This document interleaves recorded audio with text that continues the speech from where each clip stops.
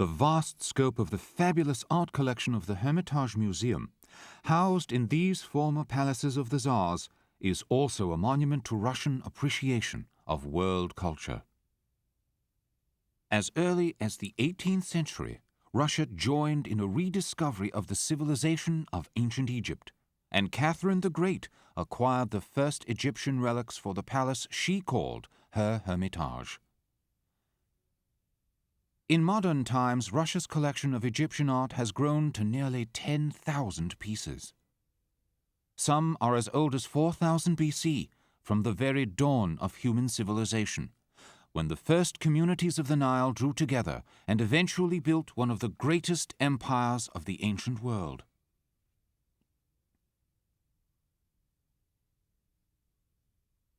The art of ancient Egypt focused on the kings, the gods, and eternal life. The Egyptians were convinced of the existence of the afterlife. So long as the body was preserved, all the pleasures of life might be enjoyed forever.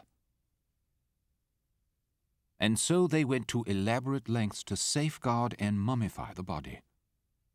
The ancient Egyptians believed that every human is accompanied by a double or second self known as the Ka.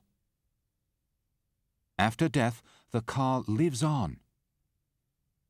The tombs of the dead were furnished to make the Ka more comfortable. To aid the Ka in its return to the body, the name of the deceased was often inscribed into the sarcophagus.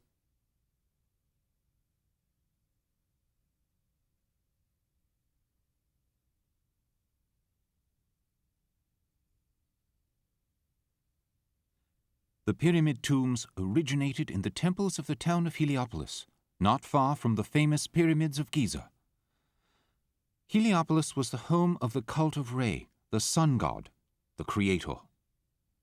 Because Re's spirit and power lived in the benben, or pyramid form, it was reasoned that the bodies of the kings would be better preserved in pyramid tombs. The inscriptions are prayers to Re, on whom the Egyptians relied for good harvests. In this culture, the physical likeness became an earthly home to the gods and the spirits. Through the likeness, messages could be sent and prayers answered. To this end, the ancient Egyptians produced an endless array of sculptures of the gods they worshipped. Not only did every city have its own deity to worship, the supreme gods were worshipped by the whole country. Of all the gods, Re, the sun god, was the most important. He created the earth anew each day with the rising of the sun. His image was associated with the scarab, a beetle which the Egyptians believed emerged miraculously from the earth, creating itself in one day, in the time the sun travels through the sky. The other deities were Re's children.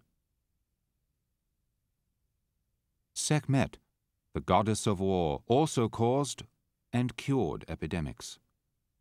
The hot desert winds were her breath. Apis, the holy bull, carries Re's sun disk. Cats were sacred to the ancient Egyptians because they were hostile to snakes. The male cat was regarded as the incarnation of the sun, while the female cat was the goddess of pleasure. The ibis, the jackal, and the cat are seen here as gods. Cats sometimes were mummified. Dogs were feared. The ibis represents the scribe. Likenesses of the animal gods were included in the tomb and also etched into the coffins of the dead to protect and serve them in the afterlife. Likenesses of the deceased were often placed in the tomb chamber with the coffin for extra assurance that the spirit would find a place to live in case of the destruction of the mummy and the coffin. Thus portraiture, made of permanent materials, became a highly developed art form in ancient Egypt. In large tombs, food, clothing, and all the instruments of living were provided.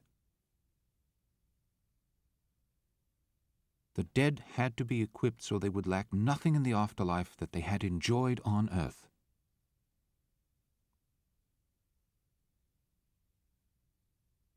This is the god Osiris, king of Lower Egypt, with his wife, the goddess Isis. Isis wears a sun-disk crown, indicating she is a daughter of Re. In Egyptian legend, Osiris was loved by everyone except his jealous brother Set, who murdered Osiris by hacking his body into 14 pieces. Isis prayed to Re, who told her to gather all the pieces. Re breathed life into Osiris. Osiris lives on in the underworld, the world of doubles. He reigns once more as god of the dead, especially dead pharaohs. When a pharaoh died, he was said to have joined Osiris. And when the banks of the Nile overflowed, it was said that Isis was crying. She made the seasons change too, by living in this world for 6 months and spending the rest of the year with Osiris in the underworld. This papyrus Book of the Dead details a key episode in the Egyptian myth of the afterlife, the judgment. Osiris awaits the outcome. If the judgment is favorable, the deceased will be led to meet him. If not, the hybrid monster will devour the soul. Thoth records the event. Scales weigh the heart against the feather of Ma'at, the goddess of what is right and true. If the heart is heavy, the soul will be destroyed. In this stone-carved relief, 2 servants attend 2 pharaohs and their wives. Each wife, seated to the extreme left and right, extends her arm to hold the hand of her respective pharaoh. The wives and the pharaohs all wear wigs at ceremonies and banquets. Atop the women's wigs are wax cones filled with heavily scented lotus perfume. The central figurine in this display is Ptah, the creator of art and handicraft. To his honor, ancient Egyptian artisans fashioned exquisite jewelry and vessels for the pharaoh's tombs. Ptah was one of the earliest gods who first appeared in history in about 2500 BC. His worship began when society was organized and crafts came to play an important role. This prehistoric glazed pot dates from 4000 BC, a millennium before the first recorded king of Egypt. The ancient Egyptians used pottery and stone to store food and drink. Water and beer were the most popular drinks. They also drank date, palm, and grape wine. Vegetables, fruit, milk, cheese and butter, as well as duck and goose meat, were common foods. Ancient Egyptians ate with their fingers. The well-to-do enjoyed fancy baked goods and meat from beef, gazelle, and antelope. Antelope were also kept as pets. Their fascination with the permanence of stone led ancient Egyptians to carve vessels from limestone, alabaster, and also from the hardest stones such as obsidian, flint, and quartz. Some vessels were decorated with spiral or circle designs associated with magic.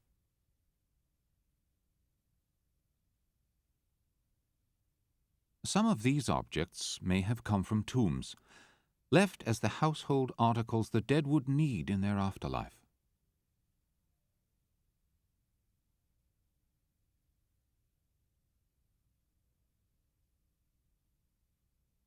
The lotus shape was especially important.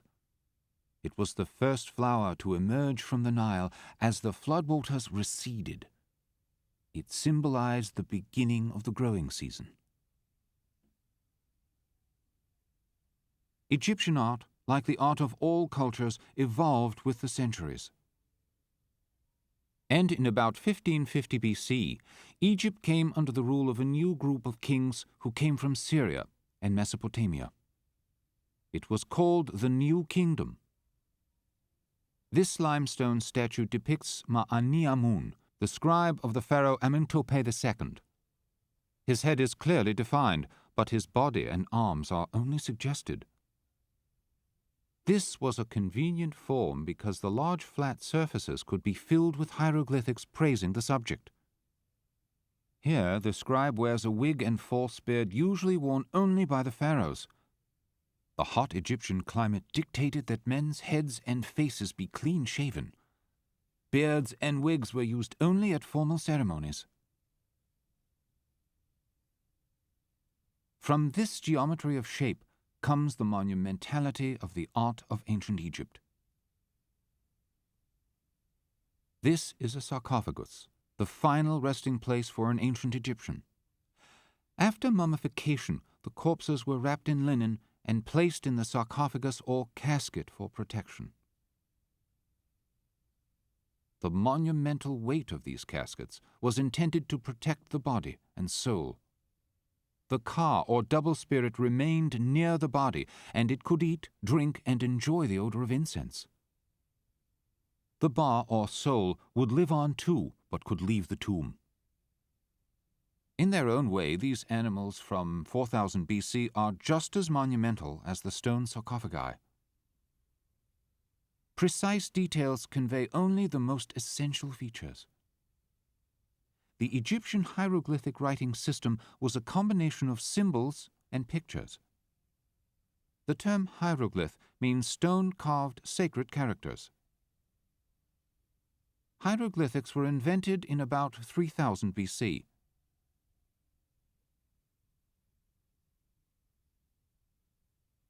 Egyptian reliefs are also designs chiseled in stone. The ancient Egyptians were ever conscious of the beauty of their hieroglyphics and used them for decoration as well. There was no spacing or punctuation. Hieroglyphics could be written horizontally or vertically. Pictures of people or animals faced the starting point, and the symbols could be read from that direction, sometimes right to left, sometimes left to right. Few could read them, though. It is estimated that only about 1% of the population was literate. This limestone relief dates from about 3000 BC, the earliest date that historians began recording the Egyptian culture as a civilization. The figures are repeated 4 times to line the 4 walls of the tomb of Judge Uranus. The proportions of the figures are derived from a grid. In a pattern that will be followed throughout ancient Egyptian history, each part of the figure is executed from its most expressive view: the torso from the front, the head in profile, the eye from the frontal view. The nose and feet are always in profile, where they could be clearly recognized. If they placed the entire body in profile, perhaps only half a person would go into the afterlife.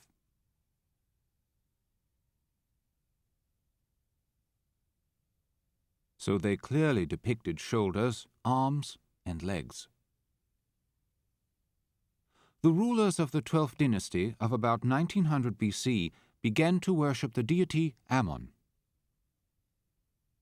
This sun god would later become identified with Re and be called Ammon-Re. Eventually, he would become Egypt's chief deity, worshipped even by Alexander the Great. Pharaoh Amenemhet III, who ruled during the 12th dynasty, based his name on the god. The nose, the seat of life, has been broken, probably by enemies who succeeded him and wanted to destroy his afterlife. Amenemhet III is seated. His kilt is perfectly draped, the hands flat and motionless as he awaits eternity.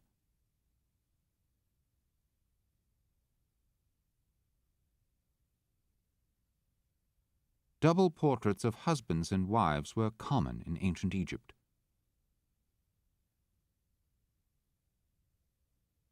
This sculpture depicts Governor Ujankis and his wife. The intact figure is Ujankis, who wears an elaborately curled wig. Eye makeup was commonly worn by both nobles and their wives. Women's status in ancient Egyptian art can easily be known by the relative size of the female statue. She is standing, but her head is on a level with her sitting husband. In this sarcophagus, you can see the jackal god Anubis, who will attend the preparation of the mummy, along with the falcon-headed god Horus. Horus will protect and defend the mummy in its afterlife. Next are the double figures of the individual mummified inside and his car. The white figures marked with an X, the shepherd's crook and whip, are Osiris who shepherds the dead into the afterlife. The winged goddess also guides the mummy into eternity. The eyes are the eyes of Horus, through which the car sees out and the ba or soul can re-enter the mummy. The extensive jewelry, makeup, and diadem atop the wig are formal preparations for eternal life. Hathor, the cow goddess, is a symbol of fertility.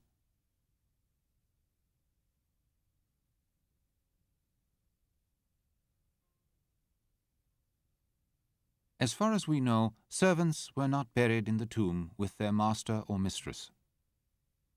But since a pleasurable afterlife was unthinkable without servants, miniature figures called sculptors or answerers were placed in a special case in the burial chamber. These answerers could also act as stand-ins for the dead, in case Osiris asked the mummy to do field work in the afterlife. Sculptors and also decorative objects were often made from faience, the bright blue pottery.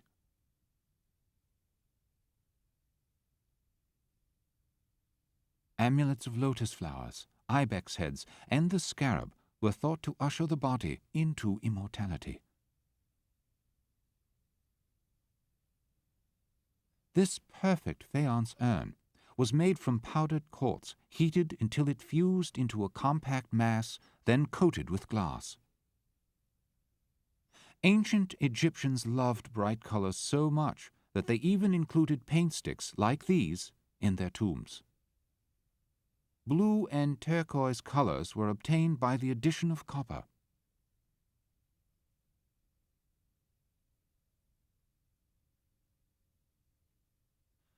This lotus flower vase looks pale now, but when they were made, all funeral pieces, pottery, wood, and carved stone were painted with the brightest possible colors.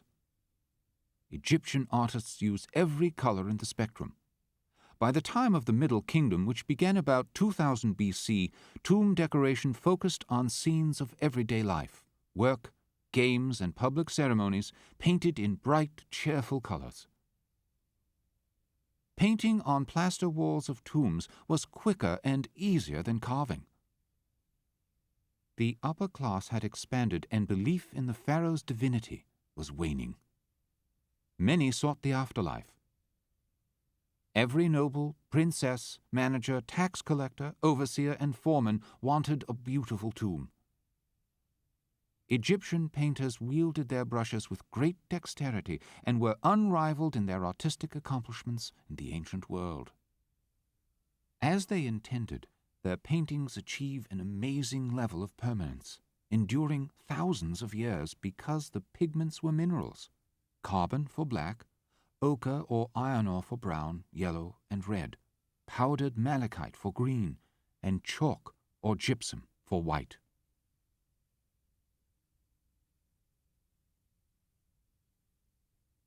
This stone relief of the noble Nima Atra was originally painted as well. The work shows a great nobleman sitting in front of an altar, making an offering. The hand extended to the table is a gesture that makes his position clear as owner of this tomb.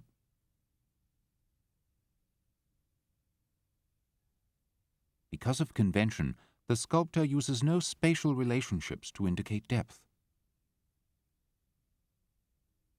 the view is a flattened two-dimensional image, which nevertheless manages to depict the entire form by contorting the body. Servants and relatives are considerably smaller in size. The relief shows a feast to feed the dead man in the underworld. The number of Schwabtes or servant figurines included in the tomb could vary. There might be as few as one, or as many as 401, one for each day of the 365-day year, plus 36 for each week of the year. The Egyptian calendar had a 10-day week, or 36 weeks in a year. With the advent of the Middle Kingdom, a new kind of miniature figure began to be placed in the tombs. They were three-dimensional miniature laborers, servants and slaves, at work like this burden carrier.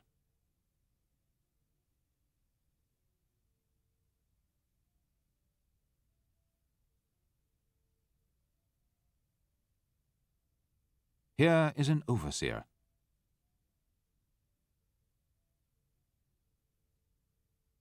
These figures would portray the everyday world for the deceased so that he or she would not want for the hustle and bustle of the daily life they had grown accustomed to.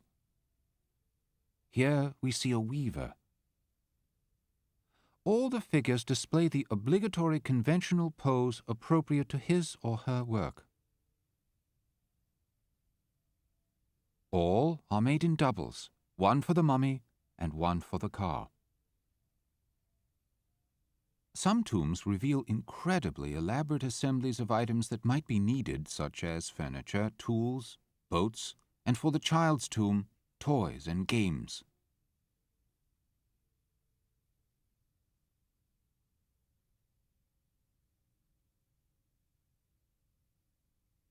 Among the household articles placed in tombs is this marble bird, designed to hold cold water.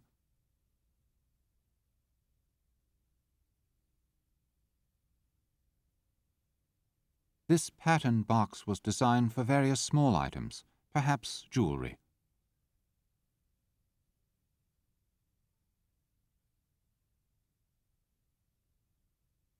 And large storage vessels were found in tombs too. From prehistoric times and all through the dynasties of Egypt, the craftsmen and sculptors possessed a sense of beauty and timeless balance that they applied to all their creations, be they depictions of gods or simple storage jugs. They did not hesitate to apply their wonderful sensibilities even to this makeup palette. Egyptian women wore red lip powder, painted their fingernails, and dyed their hair. Men wore makeup too. Eyes were outlined in gray, black, or green. Both sexes wore perfume, rings, bracelets, and necklaces. This wooden statuette of a young man was found in Thebes.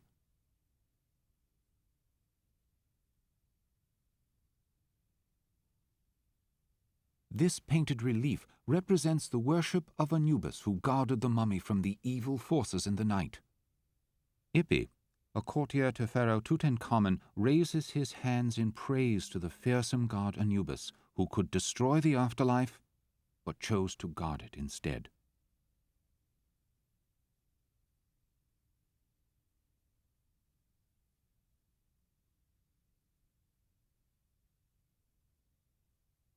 The hieroglyphics are a prayer, a relatively new concept in ancient Egyptian religion because it involved the individual communication with God. And this is Sekhmet, another deity who was both feared and worshipped. This goddess, the daughter of Re, has the terrible head of a lioness on the body of a woman. The flowing lines of the figure are typical of the artistic flowering that took place in the latter half of the 18th dynasty.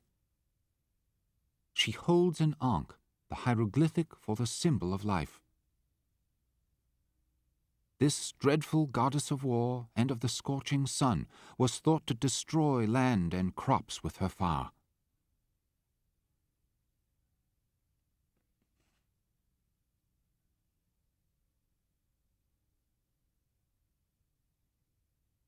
These impassive sphinxes from ancient Thebes that now watch over Russia's Neva River are monuments to a civilization that endured 3,000 years, all the while maintaining the conviction that life does not end with death.